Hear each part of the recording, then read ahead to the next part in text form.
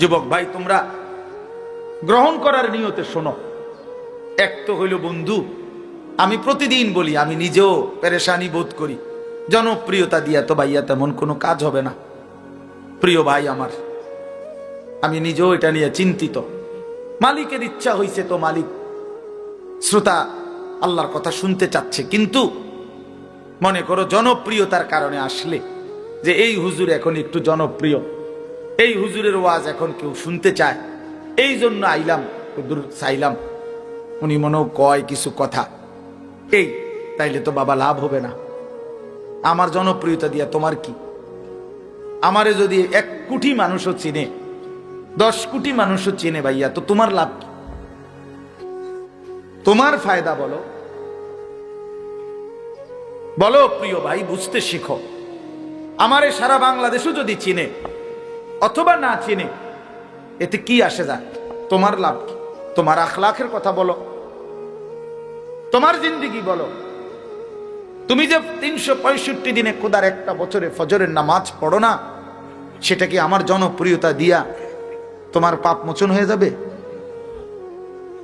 তাইলে প্রিয় ভাই, তোমার কথা বলো, নিজের দিলকে প্রশ্ন করো, ইস্তাফতি কলবাক, দিলকে জিজ্ঞেস করো, এ জীবন কেমন জীবন? এই রং তামাশার জীবন। ওই যে দেখেন না গাইতেছে, আল্লাহ রাসূল সাল্লাল্লাহু আলাইহি সাল্লাম বলছেন, ইস্তিমাউল মালাহি মাসিয়াতুন, নবীজি বলছে গান শোনা গুনাহ, আল জুলুসু আলাইহা ফিসকুন, গানের মজলিসে বসা প্রকাশ্য ফাসিক, প্রকাশ্য পাপী, কবিরা গুনাহ, ওয়াত্তালাজ্জুজু বিহা কুফরুন, নবী সাল্লাল্লাহু আলাইহি সাল্লাম বলছে গান শুনে যদি কেউ মজা মারে, স্বাদ করছে গিরে মানে ইমান নিছে আর কি। আল্লাহ রাসূল বলছে গান শুনে যদি কেউ মজা পায়, স্বাদ, কুফরুন, তাহলে সেটা কুফরি। কুফরি। রাসূলুল্লাহ সাল্লাল্লাহু আলাইহি সাল্লাম বলেছেন,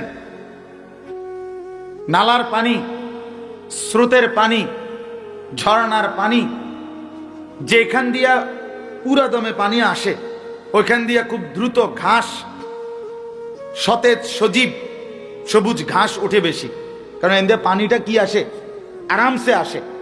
তা আল্লাহ রাসূল সাল্লাল্লাহু আলাইহি সাল্লাম বলেন, পানির নালার মুখে যেরকম ঘাস তরু তাজা সতেজ সজীব হয় দ্রুত গতিতে, ঠিক যেখানে গান হয় সেখানে মুনাফিকি খুব দ্রুত গতিতে এরকম দ্রুত তৈরি হইতে থাকে। আল্লাহ রাসূল বলছেন, আল্লাহর নবী বলছেন, আল গিনা রুকিয়াতুজ জিনা, গান জিনা ব্যভিচারের তাবিজ। গান ব্যভিচারের তাবিজ। যেখানে গান সেখানে অল্প সময়ের পরে ব্যভিচার, নাচতে নাচতে গাইতে গাই যত ব্যভিচারী, তো সেখানে যেখানেই জিনার আড্ডা, যেখানেই ব্যভিচারের আড্ডা, তো সেখানে গান আরেকটি অনিবার্য অংশ, মদ এটার একটা অঙ্গাঙ্গী অংশ।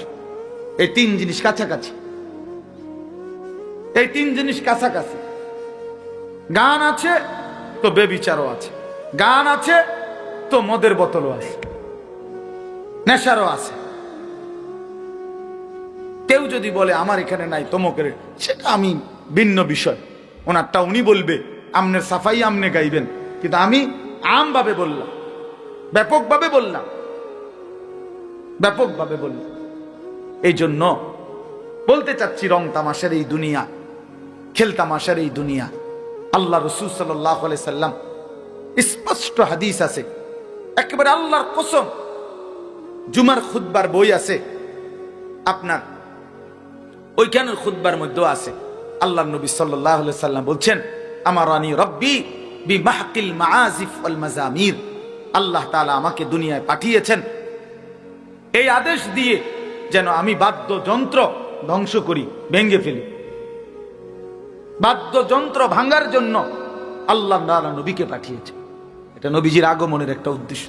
অতএব ধর্মের নামে, ধর্মের নামে, ধর্মের নামে, বুজুর্গের নামে, যে কোনো কারো নামে যেখানেই বাজনা বাজবে সেখানেই সেটা গুনাহ, গুনাহ, গুনাহ, গুনাহ। এটা নাফরমানি, নিঃসন্দেহে নাফরমানি, নিঃসন্দেহে নাফরমানি, কোনো সন্দেহ নেই। এজন্য নওজোয়ান তোমাদেরকে মোবারকবাদ। গানের আড্ডা ছেড়ে কোরআনের আড্ডায় আসছো, কোরআনের কথায় আসছো। আমি দোয়া করি তোমরা যে কয়টা ছেলে আসছো, আল্লাহ তোমাদেরকে আগামী দিনের ইসলামের জন্য কবুল করেন ইনশাআল্লাহ। তোমরা পারবা, হাল ছাইরো না, হাল ছাইরো না। কিশোর নওজোয়ান যদি জালেমকে হটাইতে পারে, তো কিশোর নওজোয়ান ইনশাআল্লাহ বাংলার জমিনে কালেমার পতাকা উড়াবে ইনশাআল্লাহ। আগামীর নওজোয়ান উড়াবে ইনশাআল্লাহ। যাদের হাতে জালেমের পতন হয়েছে, তাদের হাতে ঈমানের বিজয়ও হবে ইনশাআল্লাহ, ইনশাআল্লাহ, কোনো সন্দেহ নেই। আমরা হতাশ না, আমরা হতাশ হই না, আলহামদুলিল্লাহ হতাশ না। আমাদেরও হিসাব কিতাব আছে, আশা নিয়েই ওয়াজ করি। কিশোর নওজোয়ান, আগামী দিনের তরুণ যুবক আল্লাহর দিকে ফিরতেছে, কোরআনের দিকে ফিরতেছে। নতুন বাচ্চা আল্লাহর কোরআনের দিকেই ছুটছে বেশি। রিক্সাওয়ালা, ঠেলাওয়ালা, দিন মজুর, কুলি, দিন আইনা দিন খায়।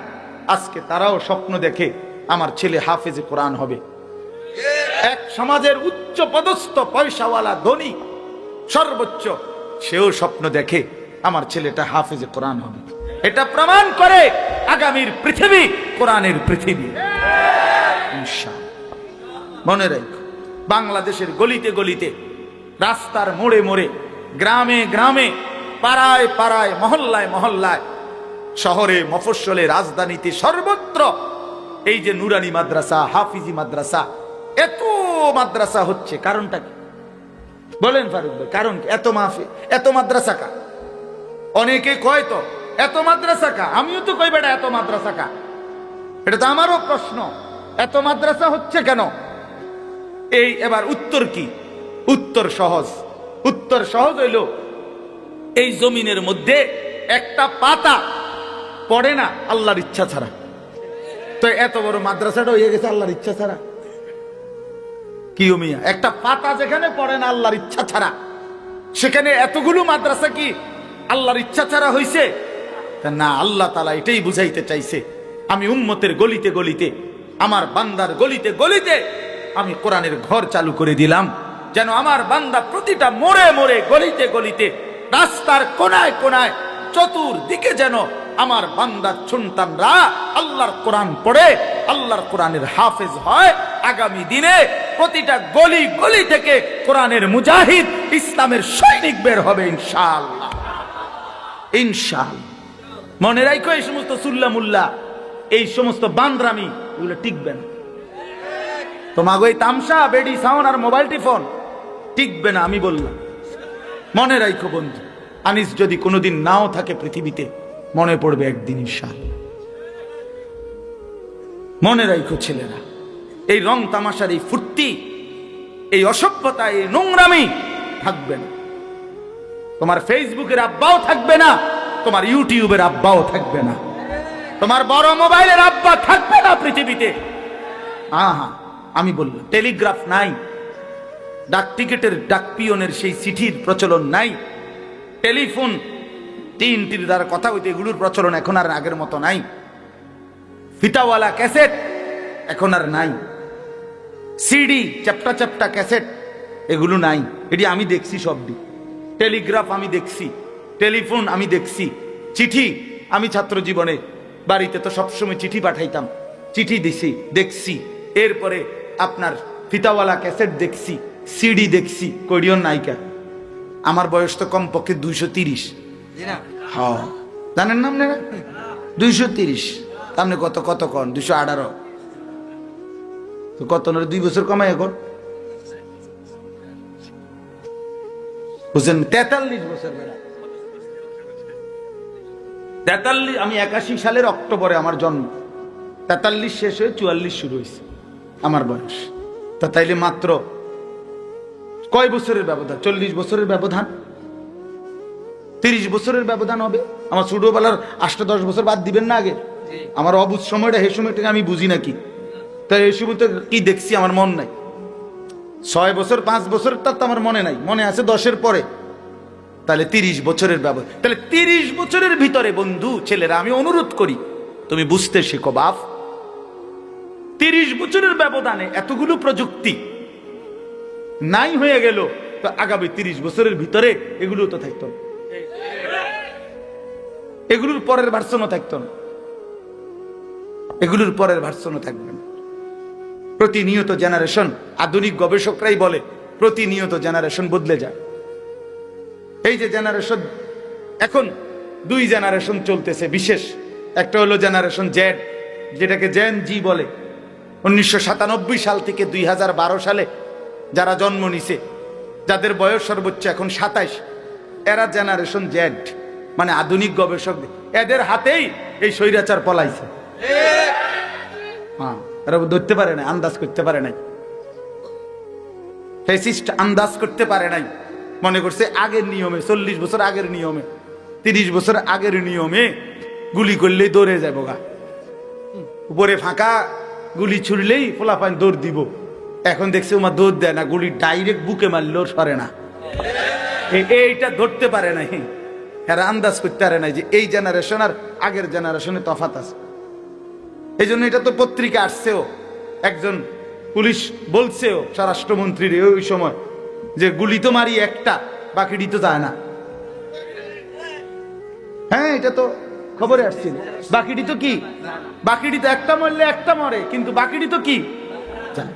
এরা বুঝে নাই, জালেম বুঝে নাই এই জেনারেশন এরা ভিন্ন, এরা গুলির সামনে বুক পেতে দেয়, পিছপা হয় না, পিছপা।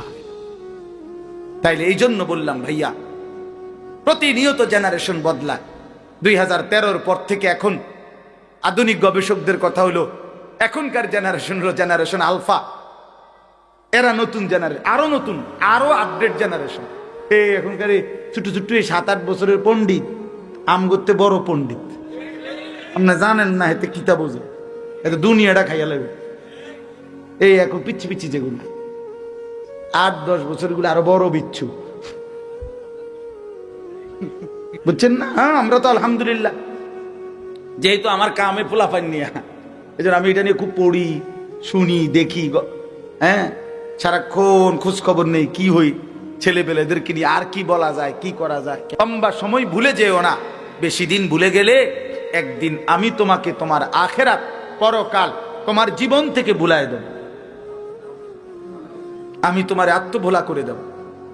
একদিন এমন অবস্থা হবে গুনাহ করতে করতে, গুনাহ নাফরমানি, তোমার আখেরাত টোটালি ফাআনসাহুম আনফুসাহুম, তোমার কবর, তোমার আখেরাত, তোমার পরকাল, তোমার মৃত্যু পরবর্তী সব তুমি ভুলে যাবা, কিচ্ছু মনে পড়বে না। উলাইকা হুমুল ফাসিকুন, তখন তুমি পরিণত হবে ফাসিক হিসাবে, পাপী হিসাবে। তখন আর ইমানদারের চিহ্ন তোমার মধ্যে থাকবে না। একদিন তোমারে মানুষ তখন শুধুই বলবে এটা পাপী, এটা সুদখোর, এটা ঘুষখোর, এটা হারামখোর, এটা জিনাখোর, এটা ব্যভিচারী, এটা লম্পট, এটা চরিত্রহীন, এটা জুয়ারি, এটা মদখোর, এটা নেশাখোর। এটা যদি মানুষ বলেই ফেলে, সিল লাগিয়া যায়, এর চাইতে বড় জিন্দিগির পতন, এর চাইতে বড় লানত আর কি হইতে পারে বাপ? করের আমরাও তো দেখছি জীবনে কত বিল্ডিং করে, এত বড় আলিশান বাড়ি করে ভদ্রলোক, মানুষে হাঁটতে যাইতে সুদের টিয়া না,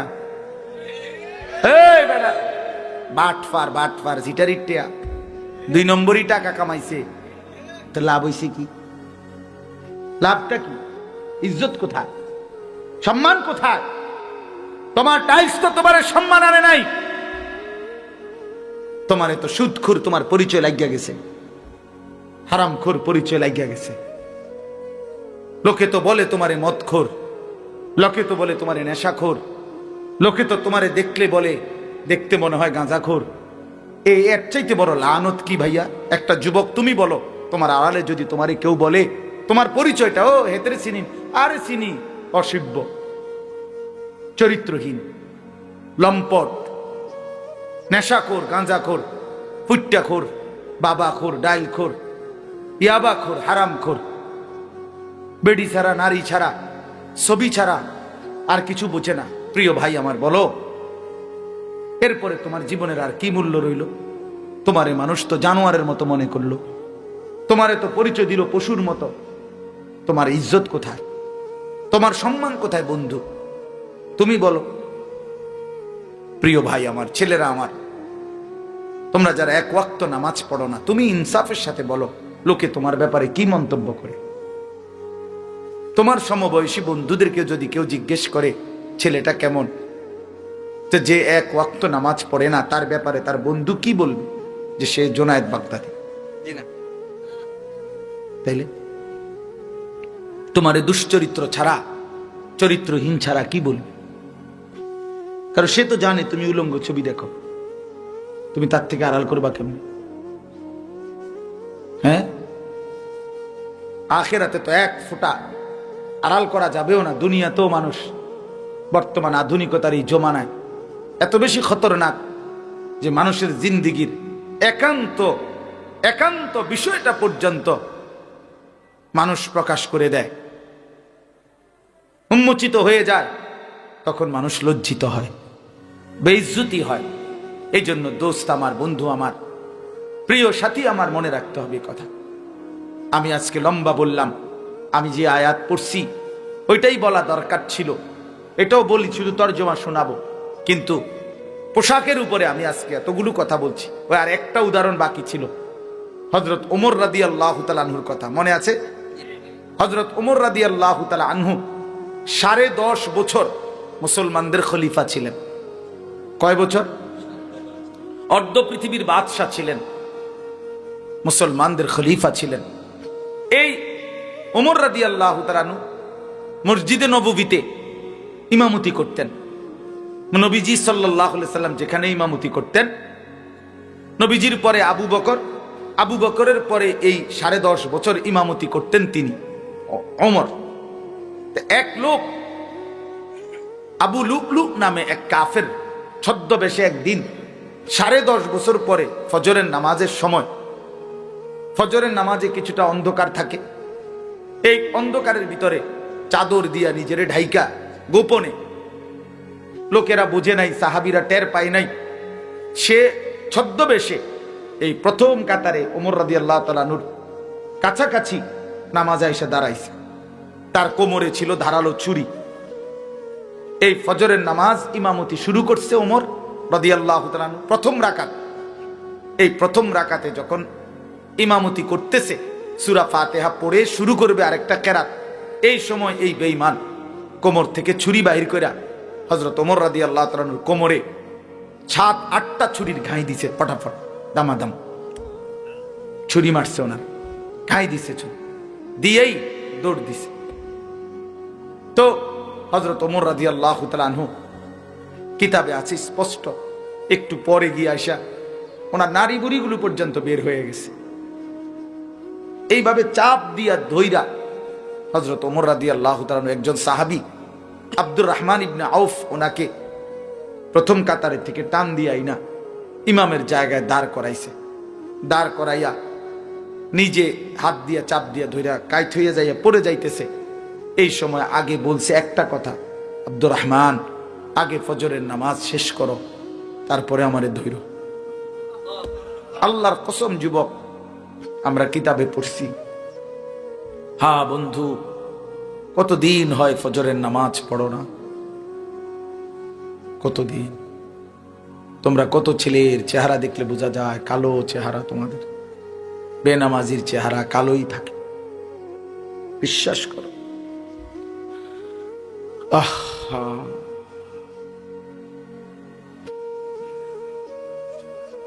এক বছর কোনদিন ফজরের নামাজ পড়লা না, কেমনে জিন্দিগিটা কাটাও? কেমনে ভোর হয়? সকালবেলা যে ঘুম থেকে উঠো, লজ্জা হয় না? একটা বারও তো বিবেকে একদিন হলেও তো আসার কথা যে কিরে ভাই, আমি তো একজন মুসলমান, আমার তো একজন আল্লাহ আছে, আমার কি কোনোদিন আমি ফজরের নামাজ পড়বো না? এত পাষাণ, এত নির্মম মুসলমানের কলিজা এত শক্ত হয় কেন? কি পরিমাণ কাঁদছে নবী আমাদের জন্য। ফজরের পর্যন্ত সারাটা রাত আমাদের জন্য কাঁদছেন। যার জন্য সারা রাত কাঁদলেন সে ফজরের নামাজে সেজদা দেয় না। তো ওমর রাদিয়াল্লাহু তাআলা আনহু বললেন, আব্দুর রহমান, আগে ফজরের নামাজ শেষ করো, তারপরে আমারে ধৈর না। কিতাবে আছে কাঁটা মুরগির মতো ওমর তরফাইছে রক্তে ব্যথায়, কিন্তু সাহাবীরা আগে ফজরের নামাজ পড়ছে। এরপরে ওনারে ধরাধরি করে ঘরে নিয়ে গেছে, চকির মধ্যে শোয়াইছে। এই আমার বলার উদ্দেশ্য যে কথাটা, ছেলেরা শোনো, আমার কাছে আরবি কিতাব আছে, আমি ওই কিতাবে নিজে পড়ছি। এই ছেলেরা ধরাধরি করে, আরে লোকেরা ওনারে যখন ঘরে নিয়ে গেছে, চৌকিতে শোয়াইছে, তখন ছোট্ট কামরা, তো লোকজন 10 জন 5 জন 4 জন করে করে দলে দলে লোক আসতেছে, দেখতেছে, কাঁদতেছে। মানুষের মধ্যে খবর হয়ে গেছে না যে আমিরুল মুমিনিন রে কি করছে, ছুরি মারছে। দলে দলে মানুষ ছুটে ছুটে আসতেছে। ওমর রাদিয়াল্লাহু তাআলা আনহুর মুখে ওষুধ দেওয়ার কিতাবে লিখছে চেষ্টা করতেছে, কিন্তু এদিক দিয়ে বের হয়ে যায় ওষুধের পানি, ওষুধ সব কিছুই দিতে পারতেছেন। ওমর রাদিয়াল্লাহু তাআলা আনহু তখন তাৎক্ষণিক যাবতীয় সিদ্ধান্ত, যেটা যেটা বলার, যেটা যা করতেছে, কারণ উনি বুঝতেছে উনি আর বাঁচবে না। এই সময় প্রিয় ভাই, স্পষ্ট কিতাবে লিখছে এক যুবক এই অন্যদের সাথে সেও ভিতরে ঢুকছে ওমর রাদিয়াল্লাহু তাআলা আনহুকে দেখার জন্য, যে আহত হয়েছে, যে এখনো তো মারা যায় নাই। এই সময় ওমর রাদিয়াল্লাহু তাআলা আনহু শেষ অবস্থা,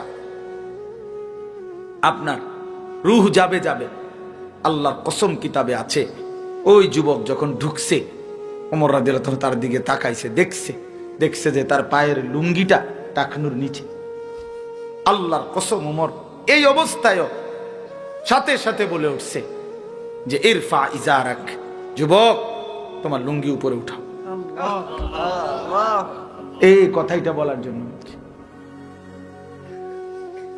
তোমার লুঙ্গি উপরে উঠাও।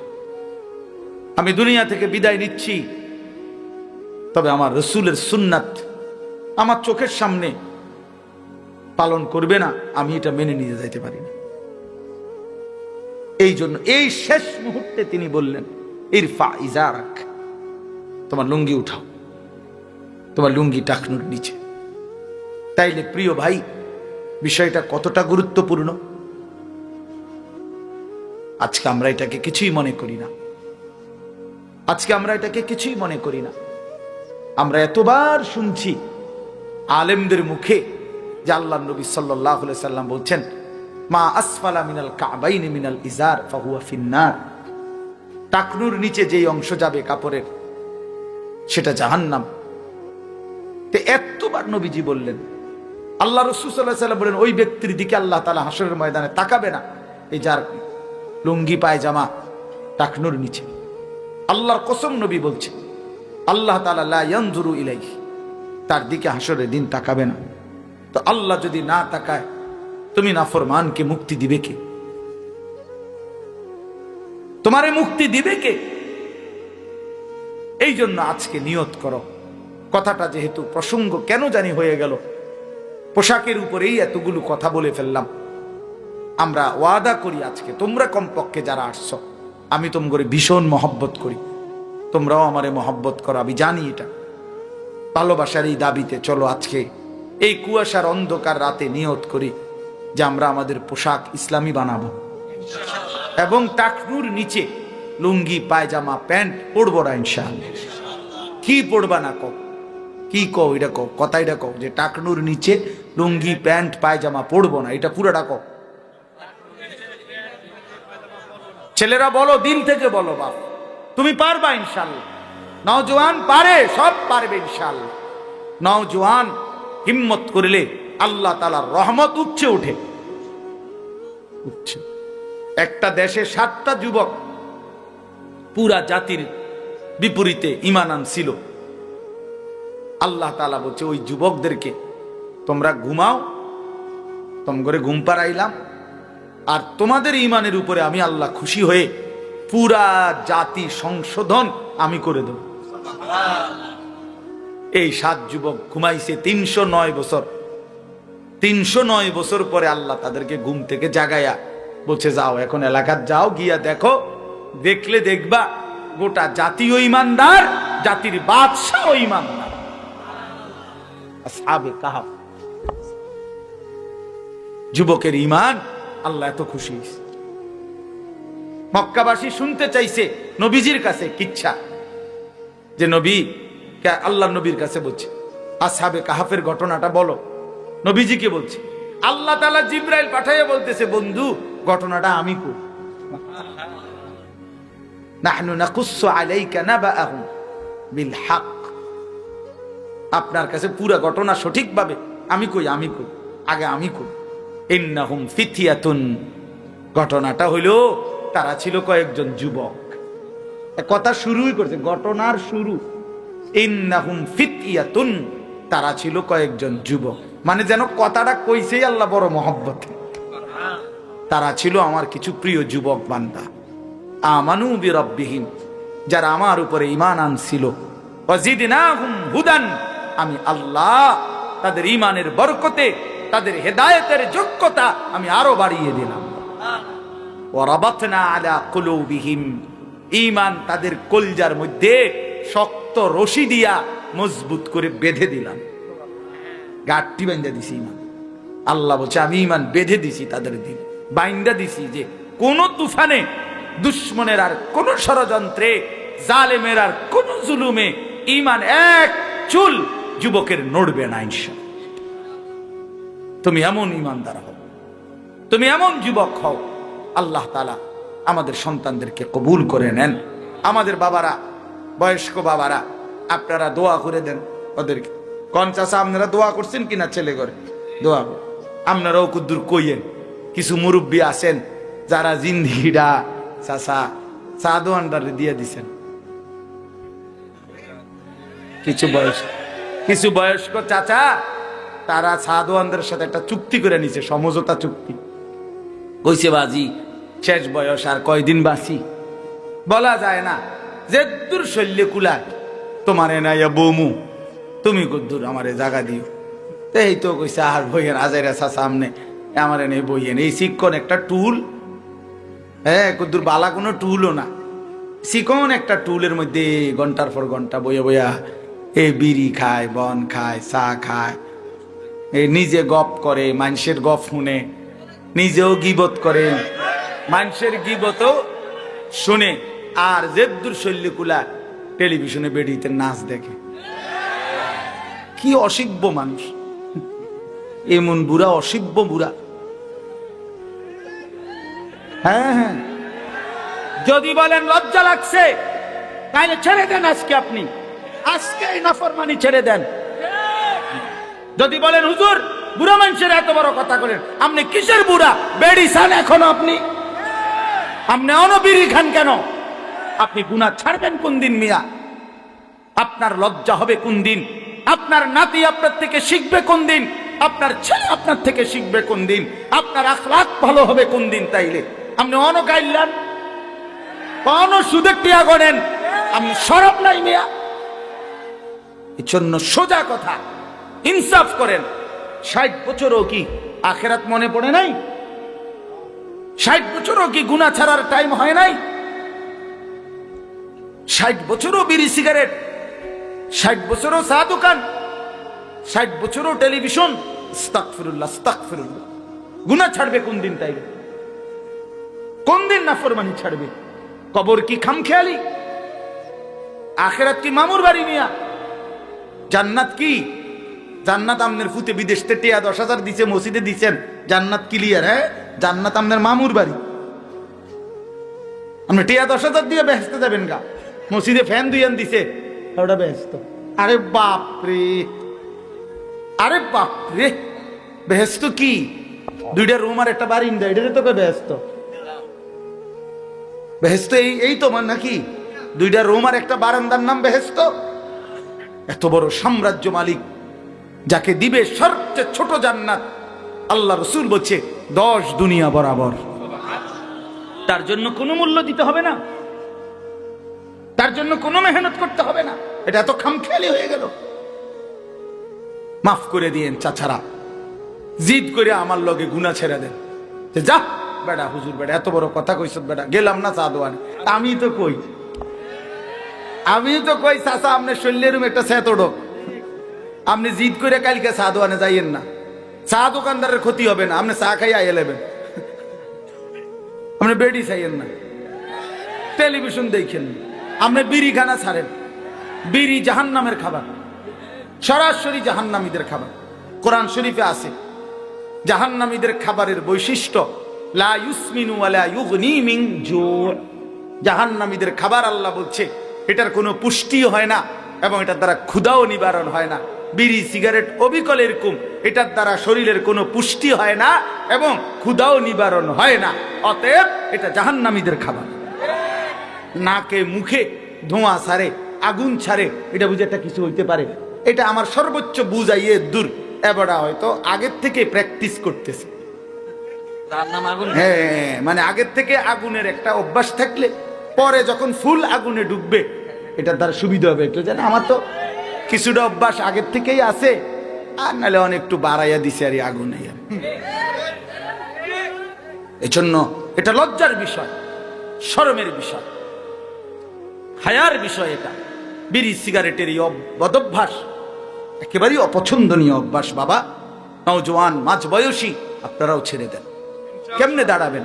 রাসূলুল্লাহ সাল্লাল্লাহু আলাইহি সাল্লাম, প্রিয় ভাই নবী সাল্লাল্লাহু আলাইহি সাল্লাম 63 বছরের জীবনে কোনোদিন তিনি দুর্গন্ধ পছন্দ করতেন না।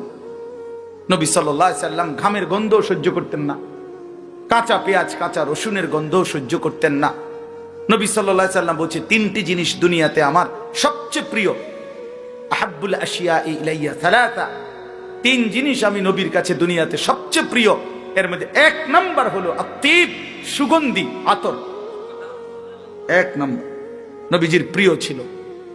নবী সাল্লাল্লাহু আলাইহি সাল্লাম সরওয়ারে দু আলম যে রাস্তা দিয়ে হাঁটতেন, একটু পরে কেউ আসলে বুঝতো মুহাম্মদ আরবি এই রোড দিয়ে গেছেন।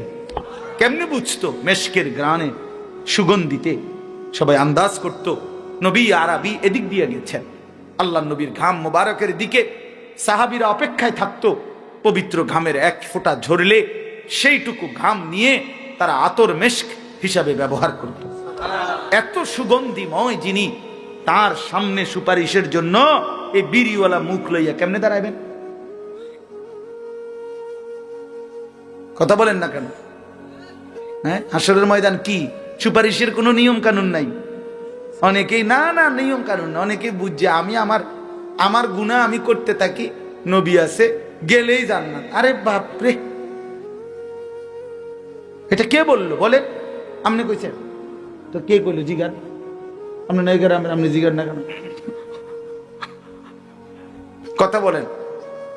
রাসূলুল্লাহ সাল্লাল্লাহু আলাইহি সাল্লাম যে সুপারিশ করবে এটার কি কোনো নিয়ম কানুন নাই?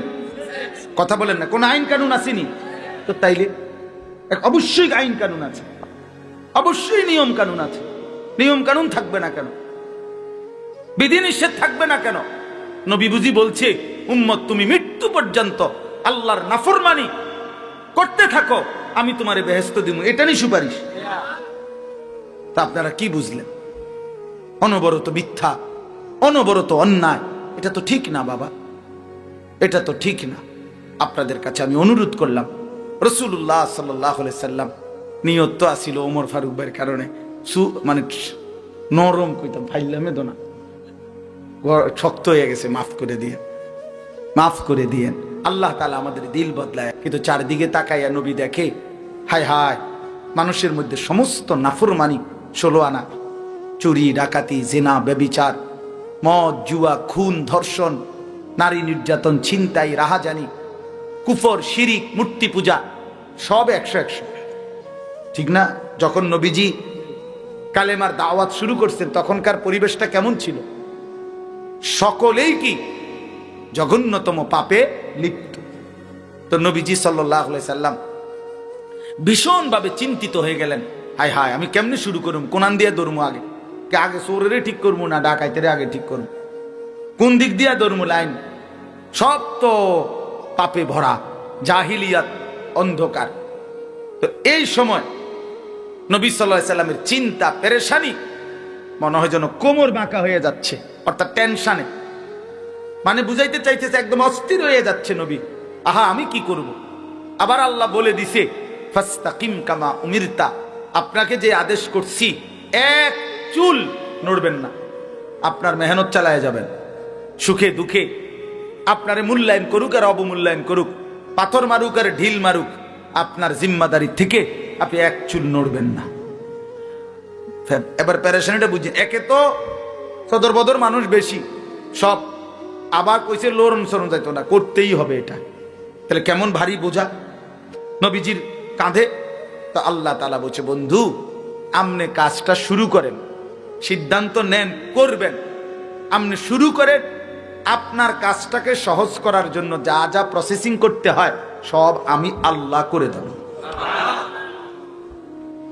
এই এক নাম্বার, আলাম নাশরাহ লাকা সাদরাক, আমি আপনার দিল, আপনার ভেতর, অন্তরাত্মার ভিতরে ঈমান, ইলম, হিকমত, তাকওয়া, বীরত্ব, হিম্মত, ইস্তেকামাত, আর্থিক যত অন্তরের আভ্যন্তরীণ যত গুণ দরকার আমি সব আপনার অন্তরে 16 আনা ভরে দেব।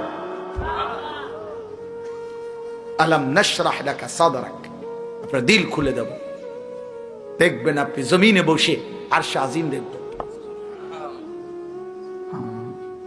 রাসূলুল্লাহ সাল্লাল্লাহু আলাইহি সাল্লাম তো দেখছেন মদিনার জমিন, এখানে পাথরের আঘাত থেকে আলো বের হইছে।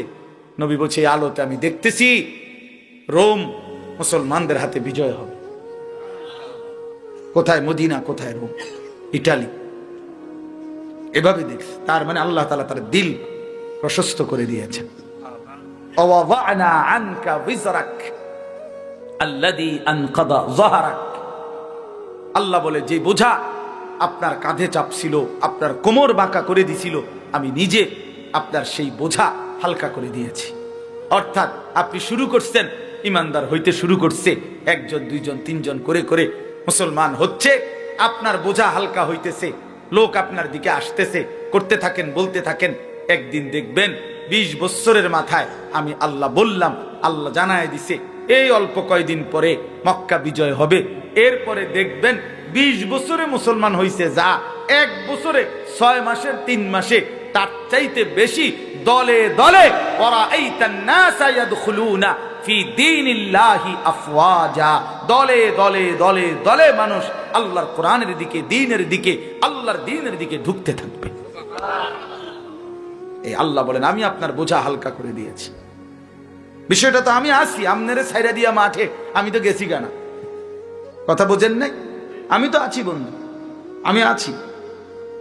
3 নাম্বার, ওয়ারাফা'না লাকা যিকরাক, বন্ধু আমি জানি সারাদিন আপনারে অনেকে ব্যঙ্গ করে, বিদ্রুপ করে, আপনারে কখনো বলে পাগল, কখনো বলে কবি, কখনো বলে জাদুকর, কখনো বলে নির্বোধ, আহমক, ইত্যাদি ইত্যাদি কত মন্দসন্দ কয়। আপনার দিলটা ভাঙ্গা যায়, মনটা কষ্ট লাগে। আপনারে বলি বন্ধু ওয়ারাফা'না লাকা যিকরাক, এই সমস্ত মানুষের এই সমস্ত শব্দ দিয়ে আপনি ঘাবড়াবেন না, বরং আমি আল্লাহ ওয়াদা দিলাম আমার সমস্ত মখলুকাতের ঊর্ধ্বে আমি আল্লাহর পরে সর্বোচ্চ মর্যাদা সম্মান আপনার আমি উঠায় দেব। এই জন্য মেরাজে নিয়া আরশ আজিমের উপরে উঠাইয়া আল্লাহ বলছে দোস্ত নিচের দিকে একটু তাকান। নবী নিচের দিকে চারিদিকে তাকাইছে। উঁচা জায়গায় যত উঁচা উঠে তত চারদিকে বেশি দেখা যায়, বুঝেন নাই? কুমিল্লা জেলায় যখন সর্বপ্রথম 6 তলা বিল্ডিং হয়েছে আমাদের কুমিল্লায় সালাউদ্দিন হোটেলের পাশে, প্রথম আমরা তখন স্কুলে 4 বা 5 পড়ি, আমরা এই প্রতিদিন বিকালে চাইতে যাইতাম 6 তলা বিল্ডিং, আর দারোয়ানের কাছে বলতাম ভাই ভাই কিন্তু ছাদে উঠুন, মানে ছাদে উঠোনো লেগে এটা রে এত বাটারের কাছে কাকুতি মিনতি করতাম, ভাই কুদ্দুর উঠতে দেন না, ছাদে উঠুন। তারপরে ছাদে উঠে একটা দৌড় দিয়ে দেখা আবার বন্ধুদের কাছে পরের দিন গল্প করতাম যে আর বেড়া ছাদে উঠছি। তাহলে উঁচা উঠলে চারদিকে দেখা যায়। আল্লাহ তাআলা আরশ আজিমে তুলে বন্ধুকে বললেন বন্ধু এবার দেখেন আমার গোটা মখলুকাত আপনার কদমের নিচে, আপনার মর্যাদা সবকিছুর ঊর্ধ্বে। বাদাস খুদা বুজুর্গ তুই কিসসায়ে মুখতাসার। আল্লাহর পরে সমস্ত সৃষ্টির উপরে আপনার সম্মান। সুবহানাল্লাহ। আপনার মর্যাদা আমি উঠাই দিছি। আল্লাহ মহব্বত করে বলছে, মহব্বত করে বন্ধু ওই যে আজান দিচ্ছে শুনেন তো, দেখেন দেখেন আজান দিচ্ছে দোস্ত শুনেন, এই দেখেন আমার নাম বলে, একটু পরে আপনার নামও বলে। ওই যে মুয়াজ্জিন ইকামত দিচ্ছে দেখেন তো, আমার নাম বলে, আপনার নামও বলে। ওই যে নামাজি ব্যক্তি যে দেখেন বইছে আত্তাহিয়াতু পড়বে এখন, দেখেন খেয়াল রাখেন, আপনার আত্তাহিয়াতু পড়ে আমার প্রশংসা করে, একটু পরে আপনার নামও কইবে আল্লাহুম্মা সাল্লি আলা মুহাম্মদ, এই যে দুরূদ শরীফ পড়বে। ওই যে কবরের দিকে তাকায় দেখেন দোস্ত, কবরে ওই মুনকার নকির প্রশ্ন করতেছে লোকটারে, দেখেন কি কয় শুনেন, আমার নাম কয়, আপনার নামও কয়। সুবহানাল্লাহ। আজানে আমি আপনি, একামতে আমি আপনি, নামাজে আমি আপনি, ওই কবরের প্রশ্ন তো দেখেন আপনি আমি। যেখানে আমি আল্লাহর আলোচনা, সেখানেই আপনি বন্ধুর আলোচনা। ইদা যুকিরতু যুকিরতা মাই ওয়া রাফা'না লাকা যিকরাক। আমরা নবীর দুশমন না। আমরারে যারা গালি দেয়, আমরা যারা কয় আমরা নবীর দুশমন, আমরা ওয়াহাবি, আমরা নবীর আশেক না, আমরা জানি দোস্ত তুই কি আশেক, আমরা জানি হাসরের ময়দানে ফয়সালা হবে। জীবনের এই 43 বছর আজীবন নবীর মেসওয়াক করে গেলাম, দাড়ি টুপি রাইখে গেলাম, হালাল খাওয়ার চেষ্টা করলাম, বউ বাচ্চারে পর্দায় রাখতে চেষ্টা করলাম, জীবনে কোনোদিন টেলিভিশন ঘরে ঢুকাইলাম না, জীবনে কোনোদিন চেষ্টা করছি রসুলের সুন্নাত আমল করতে। আমি কেন নবীর দুশমন হব? আমি নবীর দুশমন হব?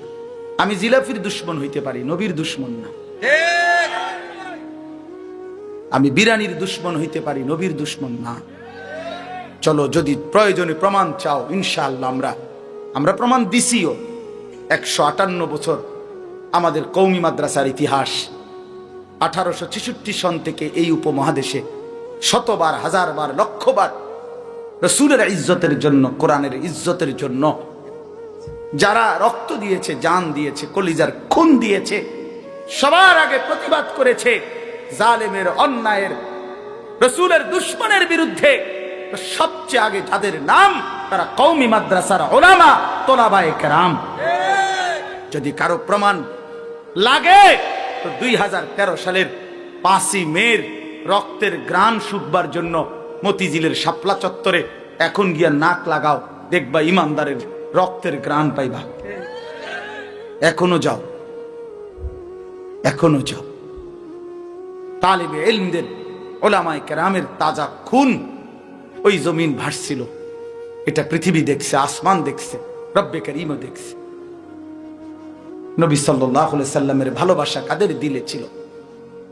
এজন্য বাপ কোনোভাবেই উলামায়ে কেরাম থেকে বিচ্ছিন্ন হবেন না, বলেন ইনশাআল্লাহ। আজকে আমাদের নিজেদের ঘরেও আগুন লাগাইবার চেষ্টা চলতেছে। দাওয়াত ও তাবলীগের এক মহান মেহনত চলতেছিল।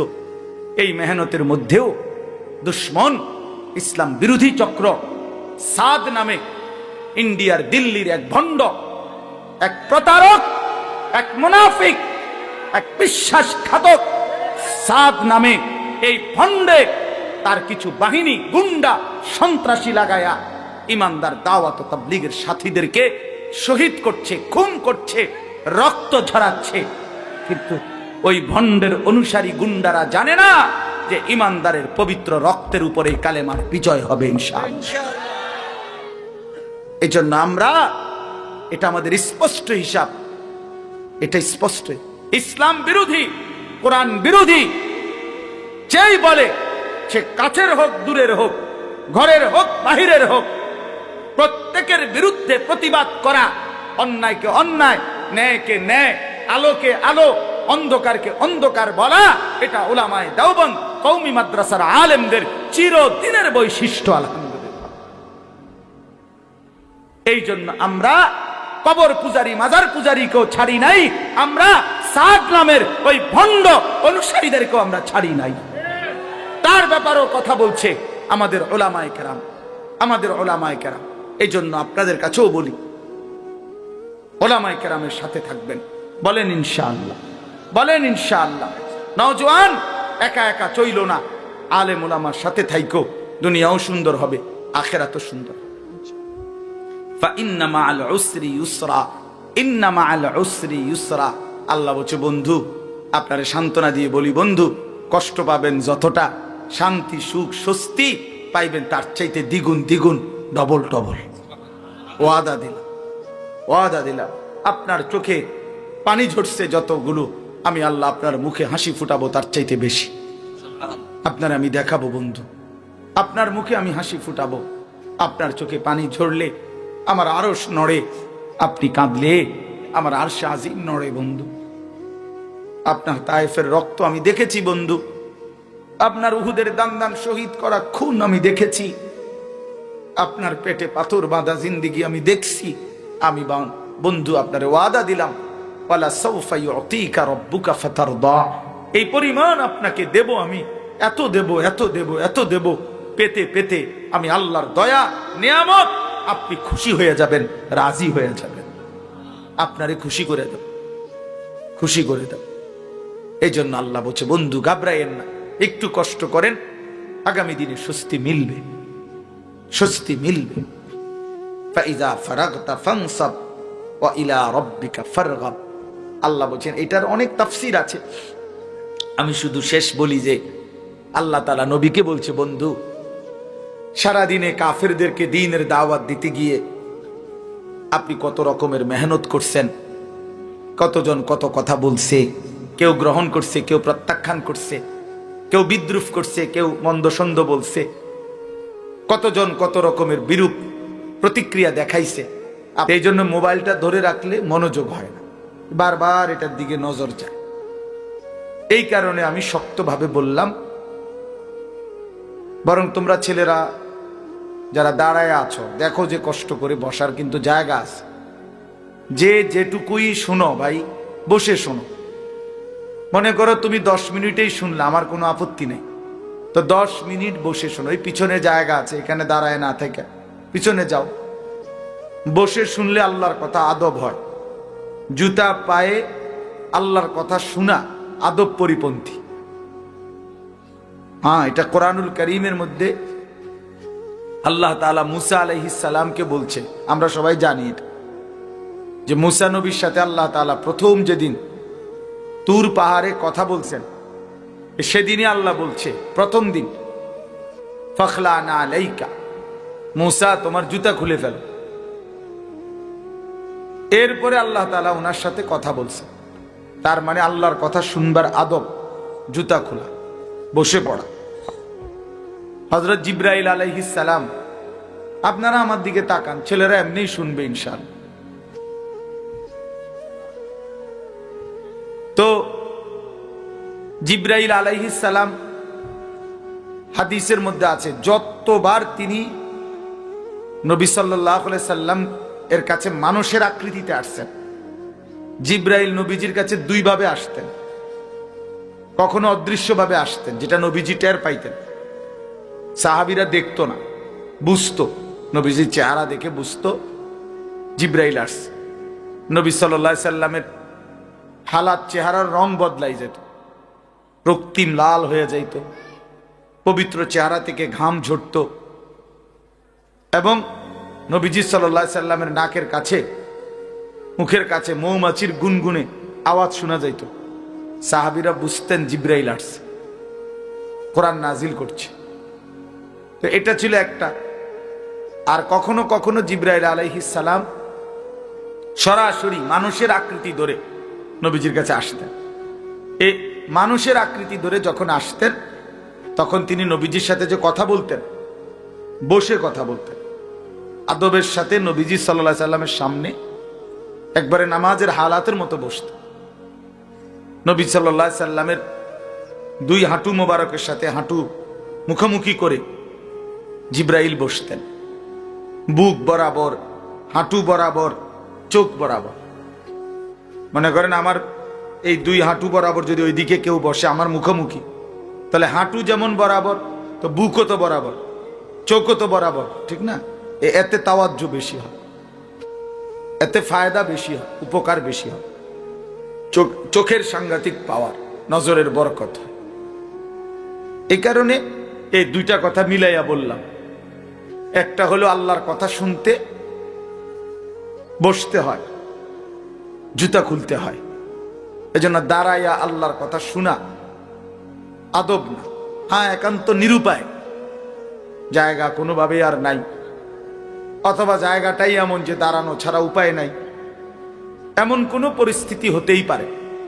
তো সেটা তো বিশেষ কারণ, তার জন্য দাঁড়ায় থাকলে অন্য বিষয়। এখন এরপরও যে ছেলেগুলো দাঁড়ায় রয়েছে, হইতে পারে এদের কারণ হলো এদের ফ্যান্ট এত সিফা যে এইটিতে বই তারে না, এটা শাস্তি স্বরূপ দাঁড়াইয়া থাকতে হয়। কারো কারো অভিশপ্ত জীবন যে ফ্যান, আল্লাহর লানত এমন ফ্যান যে এমন সিফা, এইটা দিয়ে আর বই তারে না, মানে তার বিচার দুনিয়াতেই চলতেছে। বুঝছেন না কথা? দুনিয়াতেই বিচার চলতেছে। কারণ হাসরের ময়দানে আল্লাহ তাআলা বলছে মানুষগুলো দাঁড়িয়ে থাকবে পেরেশানির মধ্যে।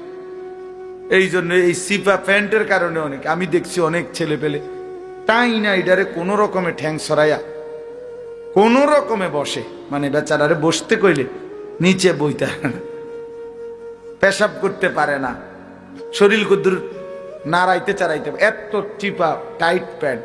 তাহলে এইটা কেমন লানত তার উপরে যে কুদ্দুর বইতারও না, পেশাব করতারও না বৈশা, এত বড় অভিশপ্ত, এটা কি প্যান্ট কিনলাম?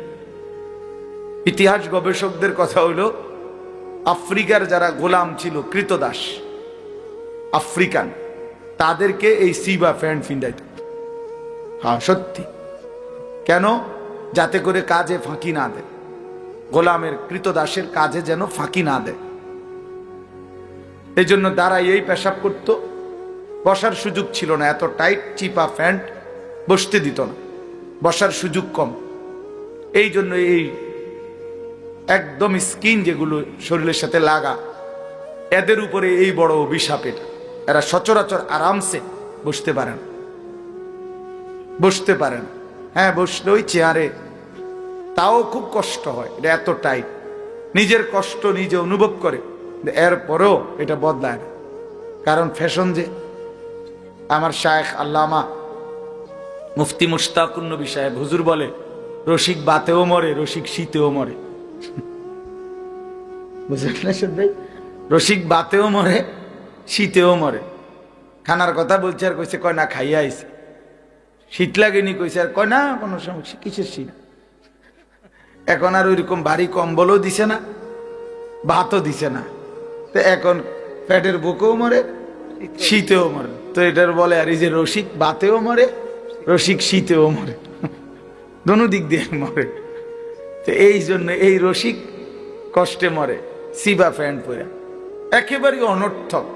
তোমরা যারা ছেলেরা ভাইবা দেখো, ফ্যাশনের জন্য তো সামান্য বিবেক খাটাইতে হয় যে আমি কি ধরনের ফ্যাশন, এটার ভিতরে তো একটা বিবেক থাকা চাই।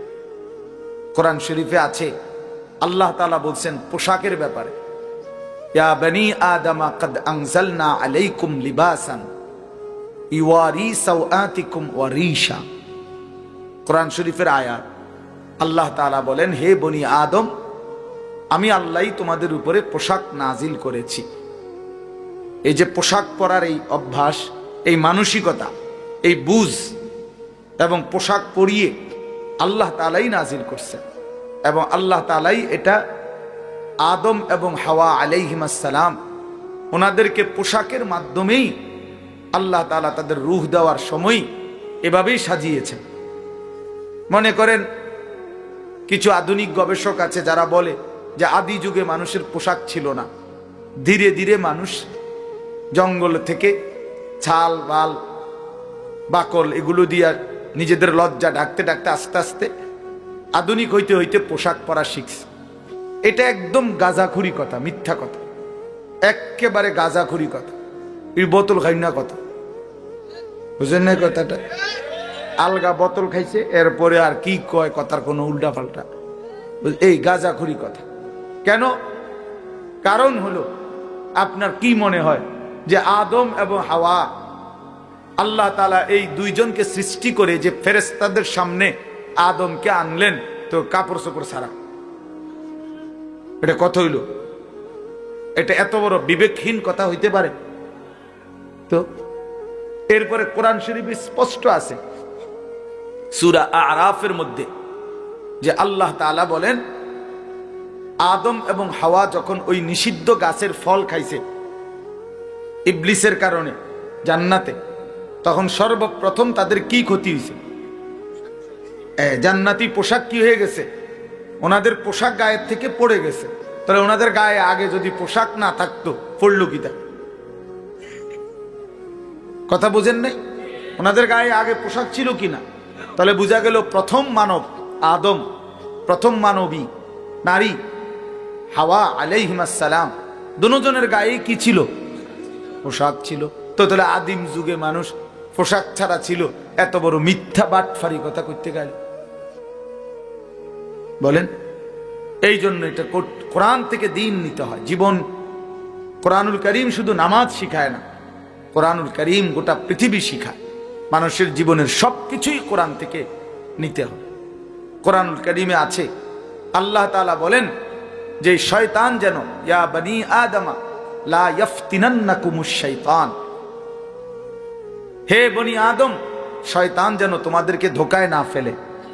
তোমাদের বাবা মার গায়ের পোশাক যেমন খুলে ফেলেছে, তোমাদেরকেও শয়তান যেন প্ররোচিত করে গুনাহের দিকে টেনে নিয়ে তোমাদের পোশাক যেন খুলে না ফেলে। কোরআন শরীফের স্পষ্ট। আজকে আমাদের বোনদের পোশাক বিবস্ত্র, অর্ধ উলঙ্গ, বেপর্দা। কেন?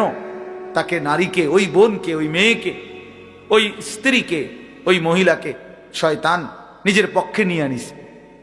এই জন্য তার পোশাক, তার শরীর কাপড় বিবস্ত্র করে দিয়েছে, অথবা অর্ধ উলঙ্গ বানায় দিছে, অথবা বেপরদিগি বানায় দিছে।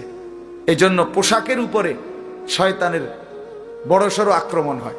অর্থাৎ শয়তান যে পরিমাণ ওয়াসওয়াসা দেয়, এক্ষেত্রে একটা অন্যতম হলো শয়তান তার অনুসারীদেরকে আল্লাহ রসুলের সুন্নাহ বহির্ভূত পোশাক পরতে উদ্বুদ্ধ করে।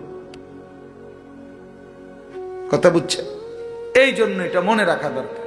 এটা মনে, আল্লাহ কোরআনে বলছেন পোশাক আমি নাজিল করেছি। ইওয়ারি সাওআতিকুম ওয়ারিশা। কেন নাজিল করলাম? দুই উদ্দেশ্যে। আল্লাহ বলছেন পোশাক দিলাম দুই কারণে। মানুষ যে পোশাক গায়ে দেয় কেন? আল্লাহ বলছে দুইটি উদ্দেশ্য। এক, এটা তোমাদের লজ্জা ঢাকবে। দুই, ওয়ারিশা, এটা তোমাদের সৌন্দর্য বর্ধন করবে। এক নাম্বার, তোমাদের লজ্জা ঢাকবে। দুই নাম্বার, তোমাদের সৌন্দর্য বর্ধন করবে, সৌন্দর্যের উপকরণ। তাহলে লজ্জা ঢাকবে, সতর ঢাকবে। তাহলে এক পুরুষের কোমর থেকে নিয়ে হাঁটু পর্যন্ত তার পূর্ণ সতর। এটা যদি শরীরের এই অঙ্গ, রান, পিছনের অংশ যদি কাপড় পরার পরে, প্যান্ট পরার পরে বুঝাই যায়, তো সতর ঢাকলো কই? এটার তো দৃশ্যমানে বুঝাই যায় শরীরটার গঠন কেমন, স্বাস্থ্যের ফিগার কেমন, এটা তো বুঝাই গেল পুরা। তো সতর ঢাকলো কই? সতর ঢাকলো কই? এই জন্য তাফসীরের মধ্যে স্পষ্ট আছে, কোন ব্যক্তির সতর ঢাকা মানে শুধু কেবল কাপড় দেওয়াটা লাগানো না, বরং কাপড়টা এই জন্য লাগানো যেন সতরের অবয়ব বোঝা না যায়। তাহলে নারীর তো পুরা দেহ সতর। এই জন্য নারীর পোশাক এতটা ঢিলে ঢালা হওয়া উচিত যেন তার শরীরের অঙ্গ প্রত্যঙ্গের অবস্থান বোঝা না যায়। তাইলে সেটা পোশাক হবে না, সেটা উলঙ্গই। হাদিসের মধ্যে আছে, আল্লাহ নবী সাল্লাল্লাহু আলাইহি ওয়াসাল্লাম বলেন, নিসাউন কাসিয়াতুন আরিয়াতুন, কিছু নারী হবে এমন যারা পরেছে তো পোশাক কিন্তু তারা উলঙ্গ। সরাসরি হাদিস। কাসিয়াতুন আরিয়াতুন, এমনি তো দেখতে মনে হয়েছে পোশাক গায়ে দিছে, কিন্তু আসলে তারা উলঙ্গ। আরিয়াত মানে উলঙ্গ। মাইলাতুন মুমিলাতুন, যারা নিজেকে, পর পুরুষকে নিজের দিকে আকর্ষণ করে, পর পুরুষও তাদের দিকে আকর্ষিত হয়। লা ইয়াজিদনা রিহাল জান্নাহ, আল্লাহর নবী সাল্লাল্লাহু আলাইহি সাল্লাম বলেন তারা জান্নাতের ঘ্রাণও পাবে না, জান্নাতের ঘ্রাণও পাবে না। যদিও জান্নাতের ঘ্রাণ 500 বছরের রাস্তা থেকেই নাকে লাগে, কিন্তু এর পরেও এই নাফরমান নারী 500 বছরের রাস্তার দূরে থাকলেও জান্নাতের ঘ্রাণও পাবে। এই মানে পোশাক পরেও যে উলঙ্গ, বেপর্দা নারী পোশাক তো পরে কিন্তু উলঙ্গ, উলঙ্গ জামা তো গায়ে দিছে, রঙ্গিলা বোরকা তো একটা পড়ছে, কিন্তু এতটা টাইট যে তার অঙ্গ প্রত্যঙ্গ বোঝা যায়। তো পর পুরুষ তো আকর্ষণ হয়, কিন্তু তার জাহান্নাম নির্ধারণ হয়, নিজের আখেরাত বরবাদ হয়, আখেরাত বরবাদ। যুবকের চরিত্র নষ্ট হয়, আর এই নাফরমান নারীর আখেরাত বরবাদ। এই জন্য বন্ধু, কথার প্রসঙ্গ দেখে এটা বললাম আর কি, যে আল্লাহ তাআলা বলছে পোশাক আল্লাহ দিয়েছেন, এই জন্য কোনো কাফের বেঈমান থেকে পোশাকের ডিজাইন নিতে নাই। আমরা যারা মুসলমান, মুসলমান বেঈমানের পোশাক পরবে কেন? পোশাক মামুলি কিছু না, এটা মামুলি বিষয় না যে পোশাক একটা ফিনলেই হলো হুজুর এগুলো নিয়েও এত মাথা কামান কেন? না না, এটা তো গুরুত্বপূর্ণ বিষয়। কোরআন শরীফে আল্লাহ বলছেন ওয়ালিবাসুত তাকওয়া যালিকা খাইর। এরপরে আল্লাহ বলেন মুত্তাকির পোশাক, তাকওয়ার পোশাক, এটাই হচ্ছে সর্বোত্তম। এ কথার দুই অর্থ। এক অর্থ হইল যে তার জীবনকে তাকওয়ার মাধ্যমে সাজাবে, গুনাহ মুক্ত হয়ে আল্লাহর হুকুমের মাধ্যমে জীবনটা সাজাবে, সে যেন নিজেকে তাকওয়ার পোশাক দিয়ে সাজালো, এটাই সর্বোত্তম। আরেকটা হলো যুগে যুগে যারা মুত্তাকি, আল্লাহওয়ালা, দিনদার, ফরহেজগার, তাদের পোশাক যেটা, সেটা সর্বোত্তম, সর্বোত্তম। তাইলে এখন এই সিবা ফ্যান্ট এটা মুত্তাকিদের পোশাক? বলো ভাই, আল্লাহওয়ালাদের পোশাক? ওমর ফারুক ভাই বলছে, আমি শুনতেছি যে আমি শক্ত কথা কই, আজকে আর শক্ত কিছু কইতাম না, নিয়ত করছি, যা ভালো হয়ে গেলাম, আমি ভালো হয়ে গেলাম, জান তোমরা যখন ভালো হও না আর কি করা কম। এই জন্য আর নরম করে, এই জন্য এই দেখেন না এতক্ষণ কত নরমে কইলাম, আর কেমনি নরমে কইতাম। তার মানে বুঝাইতে চাইলাম ভাইয়া, আমরা এটা বুঝাইতে চাইলাম যে আল্লাহ তাআলা বলছেন পোশাক গুরুত্বপূর্ণ, পোশাক গুরুত্বপূর্ণ। পোশাক আল্লাহ বলেন আমি নাজিল করেছি। দেখে ছেলেরা তোমরাও শোনো ভাই, আল্লাহ তাআলা কোরআনে বলছে আমি কোরআন নাজিল করেছি। যেটা আল্লাহ নাজিল করে সেটা দামি, যেমন কোরআন। আল্লাহ বলেন আমি বৃষ্টি নাজিল করেছি, ওয়া আনজালনা মিনাল মুসিরাতি মাআন সাজ্জাজা। আল্লাহ বলেন আমি মেঘমালা থেকে আমি আল্লাহ তাআলা অঝরে বৃষ্টি নামাই, নাজিল করি, লিনুখরিজা বিহি হাব্বান ওয়া নাবাতা। আর এরপরে আমি জমিন থেকে শস্য, বীজ, উদ্ভিদ, চারা এগুলো উৎপন্ন করি। ওয়া জান্নাতিন আলফাফা, ঘন বাগান, ফলের, ফসলের, ফুলের আমি আল্লাহ তাআলা এই জমিনের মধ্যে থেকে বের করে আনি। তো আমি আসমান থেকে বৃষ্টি নাজিল করি। আনজালনা ওয়া আনজালাল ফুরকান, আল্লাহ বলেন তিনি আল্লাহ কোরআন নাজিল করেছেন। ফুরকান মানে কোরআন। ঠিক এরকম ভাবে আল্লাহ তাআলা বলেন যে লোহা, আল্লাহ তাআলা বলছেন লোহা আল্লাহ তাআলা নাজিল করেন। ওয়া আনজালনাল হাদিদ ফীহি বাসুন শাদীদ। আল্লাহ তাআলা বলেন আমি লোহা নাজিল করি। কে নাজিল করে? আল্লাহ। এই জন্য গোটা পৃথিবীর, খেয়াল করে দেখেন, গোটা পৃথিবীর সমস্ত প্রযুক্তি, আধুনিকতার যত উপকরণ, মানুষের দুনিয়ার সুখের জন্য, আরামের জন্য, সহজতার জন্য যত উপকরণ তৈরি হইতেছে সবকিছুর মধ্যে লোহার অংশগ্রহণ, সবকিছুর মধ্যে স্টিল, লোহা, পাত এগুলোর অংশ আছে এই আমাদের সমস্ত কিছুর মধ্যে। তাহলে এটা ভীষণ একটা উপকারী জিনিস, ভীষণ উপকারী জিনিস।